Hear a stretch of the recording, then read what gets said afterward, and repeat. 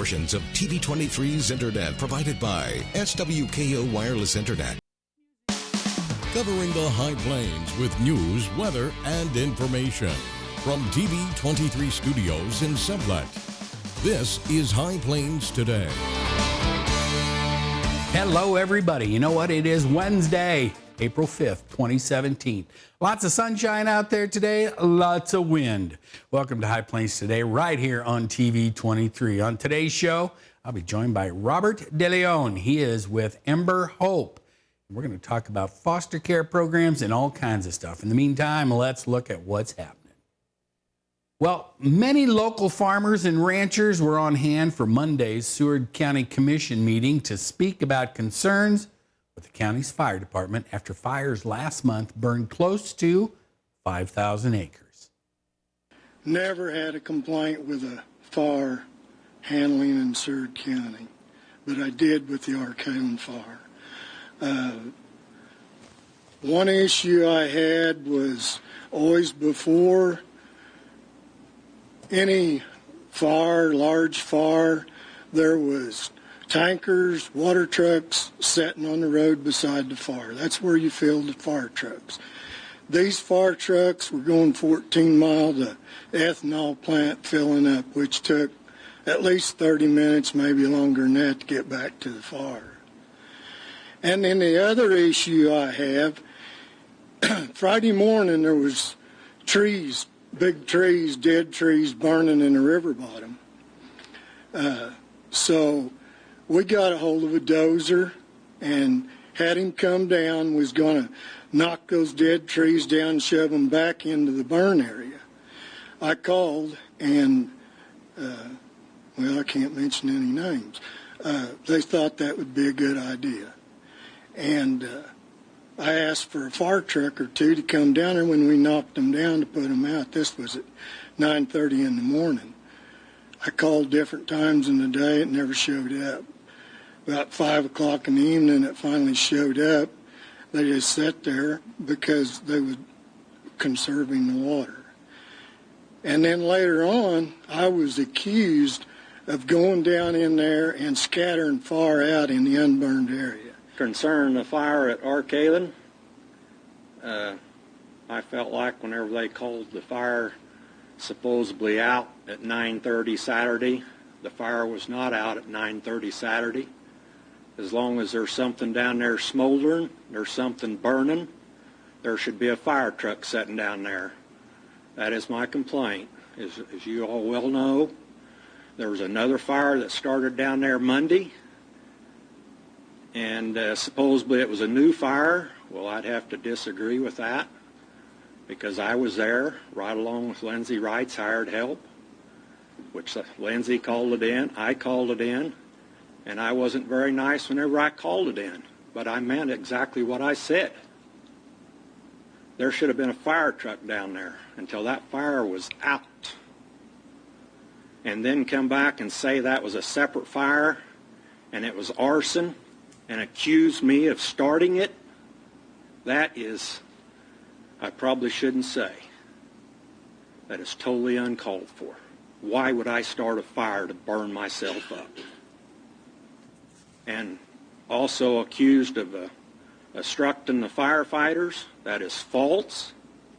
Yeah, I had a run-in with the assistant firefighter, but whenever we led those fire trucks in there Thursday night through my ranch, the assistant chief didn't have the slightest idea where he wanted to go or where we were going. I asked him where he wanted to go. I don't know. So there needs to be a new structure or something to figure out what's going on. If those two guys running the things don't know what's going on, then I'd say let's get rid of them and get somebody in there that can. They got it under control that evening. Friday morning, we knew the wind was going to switch to the north during the day sometime on Friday. We did all we could by pushing limbs back on the burnt area to take control of the situation, asking for help from the firefighters. Later on that night, they come down and start helping. At 10 o'clock, they pull them out with flames 6, 8 foot tall still burning on stumps because they had reached their hours and was tired, whatnot. They said that the chief would sit down on the road and watch it. If it was to get out of control, he would call them back in. Well, with the 30-mile-an-hour wind and the flames that was there, how far do you think this would have went? I mean, miles before you could have got help there. I mean, our livelihoods depend on the grass for our cattle. I mean, there's no doubt. And he jeopardized our livelihood that night. My opinion is, I know there's been talk of a full-time fire force for the county. I do not believe that is what we need. We need strictly volunteers. At one time, we had a lot of volunteers, and for some reason, they all got run off. That issue needs to be looked into. On Friday night that Clay was talking about when the wind blew so hard, me and him stayed down there for 2 solid nights watching fire when nobody else was around except somebody sitting on a hill 3 miles away. At the beginning of the fire, which started approximately 3 p.m. on Thursday, on the east side of the fire, which is our ground, we never saw a Seward County fire truck. We saw trucks from Ford County and over Ashland and Englewood. They came down and helped out. At that same time, there was trucks sitting on the road not doing anything because they was told not to get off the roads. If they're worried about trucks being too purty and getting them scratched up, we need to do something different. Guys, and I commented at that time, whenever you start paying somebody to do a job, you're not going to have volunteers show up because those guys are there supposed to do their job. Okay, so I still am in the same situation. We've got a deal, meetings coming up this next week with the proposal of 18 being hired. We have a new fire truck sitting outside, or the one that's right here that they just got for $296,000. A knee-jerk reaction. You could buy several fire trucks for that price that would work in the county instead. On these fires that they've been fighting, most of our trucks that we have in the county are too big to handle grass fires. We need grass rats is what they call them. They're smaller trucks. They get in and around things. The 6x6s work good too, but we need some smaller trucks to do things. Suggestion is maybe we can go back with our volunteer fire department and then maybe look at what some of our other counties are doing. One of the issues that I have is the management in the department. Look at Chief Barkley. He come down from California and had a couple guys that had come with him. They're no longer on the department with us, what I understand. I look at the volunteers that we had whenever I first got on the department, and we was a pretty strong department. And I know that if we went back to a volunteer department the way it used to be, that our volunteers are out there. But I think things are going to have to change and structure is going to have to change in order to find them. I was on Seward County Fire for roughly almost 5 years. I got fired from my services with no reason that I'm aware of. The only reason that I could feel that I was let go of my duty is I was against some of the chief's decisions to spend and hire, and I felt like we was spending money in areas that we shouldn't be. I was against the fire truck that we had got that is meant for a city. I had legitimate concerns that, you know, people in our community aren't going to get the service that they're paying for, and our trucks wasn't out there. You know, we have trucks that are breaking down that we can't repair. I know one of the trucks, or the truck that burnt down, numerous times has been brought up to attention that there's an overheating issue in that truck. And from what I understand, the story that I get is that's part of the reason why that truck burnt down, is because that issue didn't get resolved, and them kids got scared in that truck that the truck was overheating. And I feel like there's no reason why that truck should have burnt down. I know that there's several on the department that has been in grass fires on that truck and had that truck in worse positions, and the truck never burnt down. And I guess several questions that I have is, how many trucks have we burnt down in under the staffing of the previous fire chiefs? Or how many meetings like this had to come about and things be addressed in order for something to get done? The white trucks, there's a pair of twins, 54 and 55. 55 is the one that got burned up. They don't really run hot. They get hot when you drive them slow in a fire, and as you drive them slow, they start to get hotter and hotter. I've never had one quit on me in a fire. So I suspect that's not what happened to that truck. It probably stalled out because of the amount of smoke in the air, that it didn't have any oxygen. It choked the motor out. In the comment, the fire chief said that he wasn't aware of accusing Mr. Milhon of arson. I got proof from his cell phone that he sent a message to another fellow firefighter that Cecil Milhon was accused or was trying to accuse him of starting that fire. I have a proof on cell phone coming from his phone through a picture text. And I can tell you I've been at every fire. Never seen a fire truck at the point of that fire, no matter what they say. There were 6, 8 discs, a couple of personal maintainers, not one fire truck. We stopped them, and if we had the right equipment and the right knowledge, then we could stop those fires. Those 6-wheeled rigs, they will stop a fire. You outfit them right. I went to Dodge City the other day, okay? You can get a 6-wheeled rig with the float tires, 2 900-gallon tanks on it. You can outfit those things for $26 grand.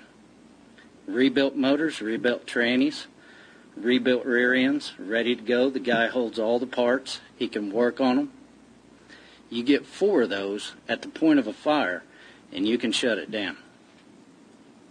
You get them in line on the leeward side of that fire. And how I know this is I've fought every fire in the last 8 years in this county. So you get them trucks on the leeward side of that fire, and you go towards the point.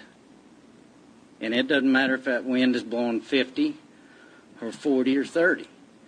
But I was up at a little fire right on the north side of Seward County, and they had a little bitty fire, winds blowing 20 miles an hour, and our trucks can't get in that grass. So Satana brings theirs, goes down in the draws, and puts them out. We got brand new trucks sitting right there. People don't know how to run them. There was a person in that truck who didn't know how to run it, was scared to go down in there, and Satana's down there fighting that fire. You guys want all the farmers to show up and fight these fires? Them tractors cost $250,000. We pay for them by ourselves. The discs that you're talking about, rusting discs, probably 80 grand. And you want us to go fight them fires with them discs. And if you get the right equipment, then you can take care of that. While the fire chief was going through his wrote out speech, when he got to the fire Friday night, after we had requested the help Friday, we could have had this put out at 9:30 Friday night versus Saturday night at 9:30. We did not get no help to that side with the equipment, whatnot. That's when I said he left at 10 o'clock with the staff on the hill to watch. Well, there's wind blowing 30 miles an hour, them logs are burning. A whirlwind could have sent embers across and start another fire and take it off to the southeast. Who's to say that it don't turn into a huge fire like we have at Ashland, whatnot? You don't know, because we stayed there that night shooting water on them logs to keep it from getting that way.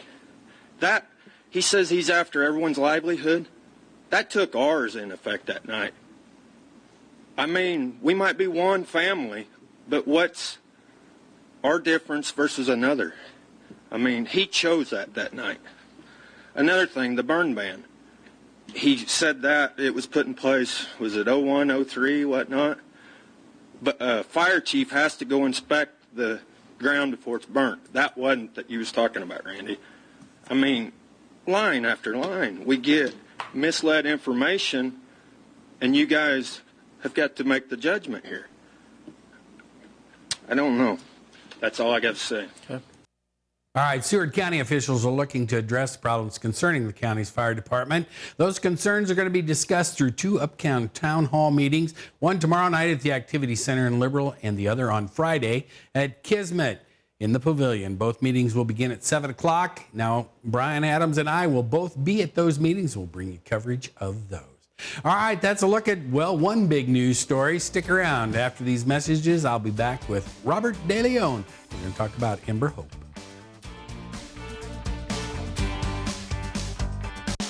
You're watching High Plains Today on TV 23 with host Chris Jewell.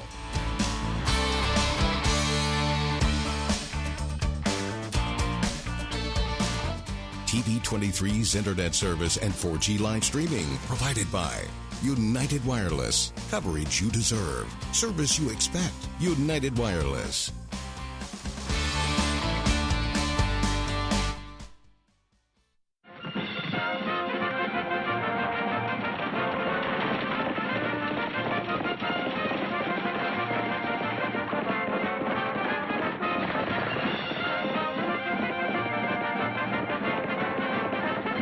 Take your internet by the reins. Pioneer Communications offers blazing fast speeds up to 50 meg. Make slow internet a thing of the past and sign up for faster internet today. Pioneer Communications, your community connected. So, I got this new family, and I don't know what it is about this one, but she can't seem to put down that toy all day long. Tap, tap, tap, tap. Oh, and she even talks to it. She talks to that more than she talks to him. What's up, bro? Nice shirt. Who's she talking to? Her mom? She talks to her mom a lot.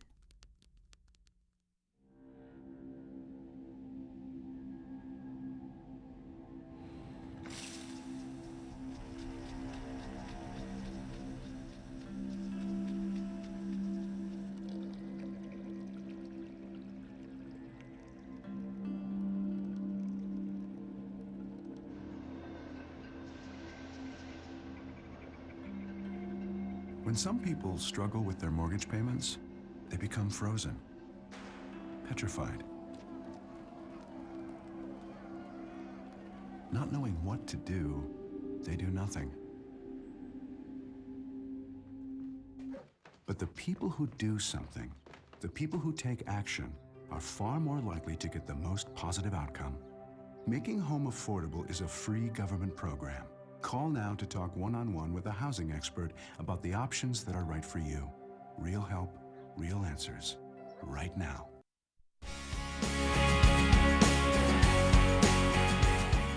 Welcome back. I'm now joined in studio by Mr. Robert DeLeon. I hope I said that right. He is with Ember Hope, formerly Youthville. If you're going, what's Ember Hope? Maybe Youthville rings a bell. You are the Church Relations and Community Foster Care recruiter for all of Western Kansas, probably about 60 counties, right? Pretty close. That's what I do. Western Kansas. Right now I've been focusing on Southwest Kansas, but I'll start turning my attention towards the north here soon. All right. So, now, Ember Hope, formerly Youthville. Now, it started back in, 1927? That's correct. And it was through the Methodist Church, and it was started as, well, as Youthville says, it was a foster care, I don't want to say the word, orphanage? Do they still use that word? Yeah, a residential facility, but an orphanage. Residential facility. Yeah, a residential facility. But yeah, it started out as a orphanage, when kids were coming off the trains, from New York, they'd send them out our way, and all of a sudden the train ended in Newton, and these kids had nowhere to go. So a Methodist pastor started Youthville, started putting those kids into these orphanage and taking care of them, and we've been doing that since the beginning. Since 1927. Since 1927, taking care of Until children. recently, you guys had a residential facility in Dodge City, right? Yes, we had a residential facility in Dodge City where we served about 40 children there, and now we do still continue to have a residential facility in Newton where they serve 20 girls, 10 girls in a youth residential care facility, and then 10 girls in a what's called secure care. It's the only one of its kind in the state of Kansas, and it's girls that need to be in a secure facility. Oh, okay. All right. Well, that says everything that needs to say right there. All right. So now, but you are working in Western Kansas, and you were telling me that right now there are about 350 kids, children, and 0 to 18 that need foster care. That's correct. But you have a problem. We do. We have a problem. We only have about 155 beds, which gives me about 199 beds short. You're short. Yes. All right. So when you guys are short trying to find foster homes for these kids, you got, say, 199. Well, if every home had just one bed. But anyway, you've got 199 kids that need a place to go. What do you do then? Well, sometimes we have to find places outside of these counties, and that's what I'm hoping to change. Is instead of sending kids to Wichita, Emporia, out of this area, where we can keep them here so they can go to school with their friends, they can continue to do the things that they love to do. Maybe they're part of a group or a church or whatever in their community, and if we can find foster homes in those communities, then those children will be able to continue to do the things that they love to do. And you were telling me, though, and you've been doing that, you just started this like 3 months ago. That's correct. Because you were in charge of the facility in Dodge City. That's right. And then when they shut that down, they said, Robert, all right, we need you to go out and find foster homes for these kids. Yeah, and it fits right in line with my philosophy. I got to tell you, when the kids would come on the campus, one of the first things that I would tell them is, you don't belong here. No kid deserves or should be raised in a residential facility. Every kid should be home with their parents, but if you can't be home with your parent, then I'm going to help find a home that will love you and perhaps be your forever home. And that's what we're doing now. All right, so you've got 155 beds right now. We're just going to call them beds because, some may have 2, 3, 1.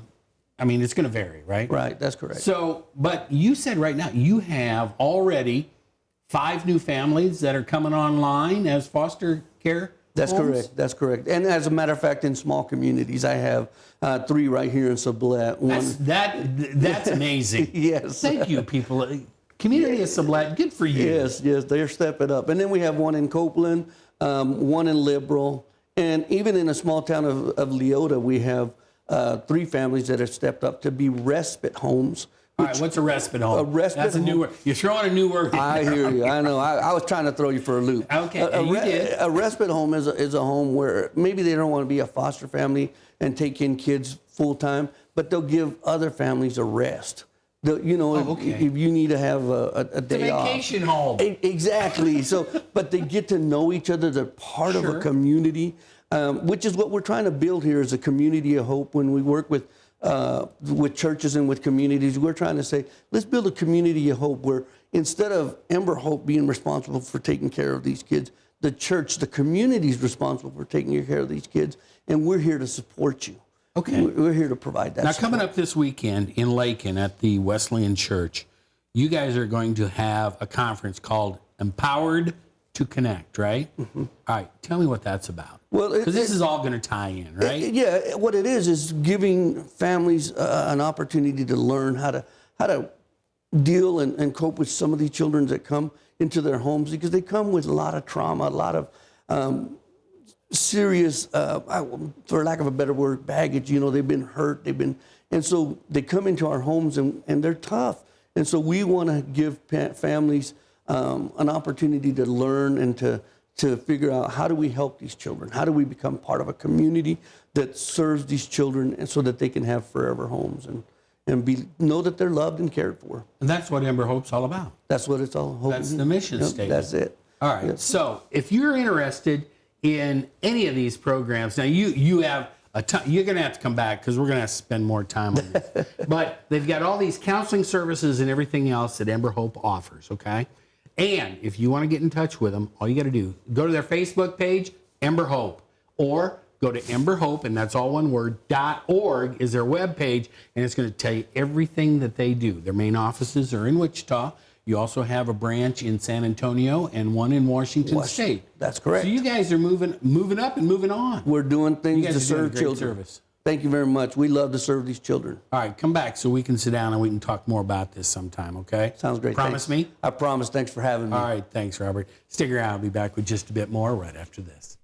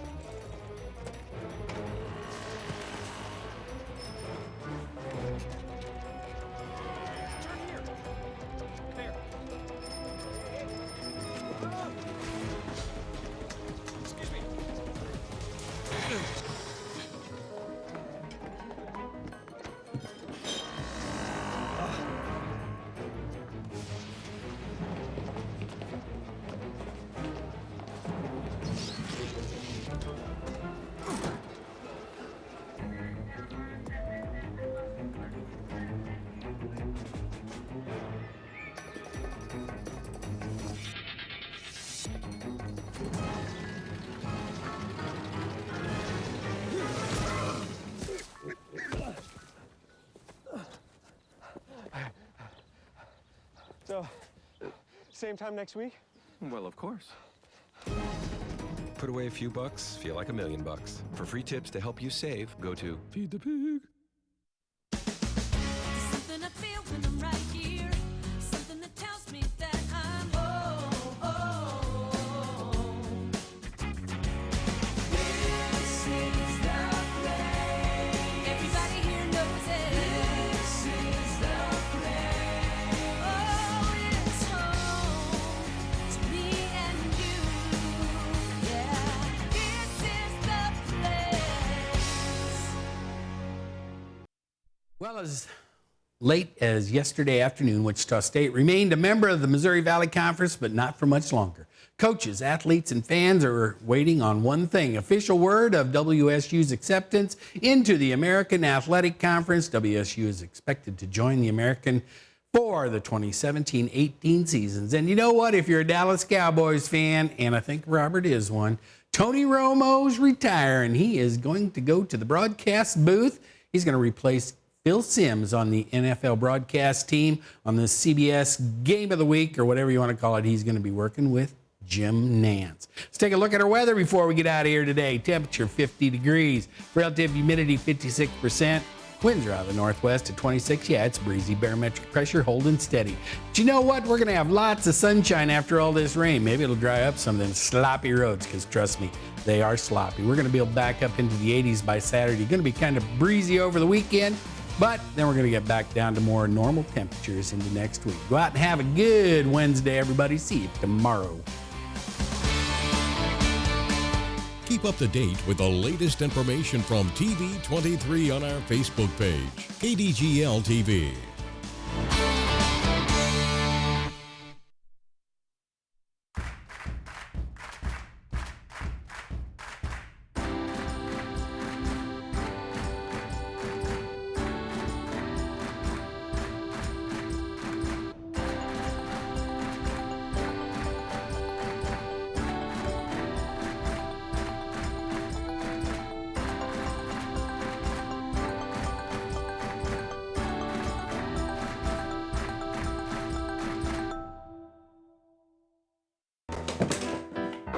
Remember when you found that thing you thought you'd never see again? Honey!